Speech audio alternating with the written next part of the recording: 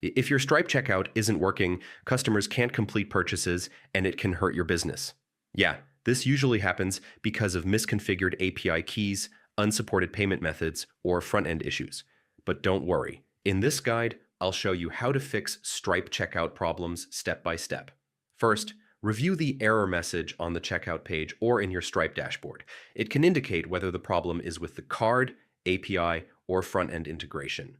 Make sure you're using the correct Stripe API keys. Using test keys in production or live keys in a test environment can break checkout functionality. Ensure the payment methods you want to accept are enabled in your Stripe account.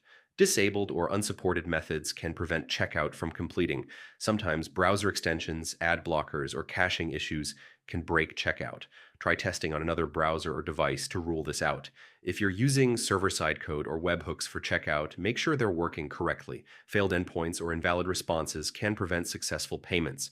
If checkout still isn't working, contact Stripe support. They can review logs and help pinpoint the issue quickly. And that's it. Following these steps usually fixes Stripe checkout problems so your customers can pay without interruptions.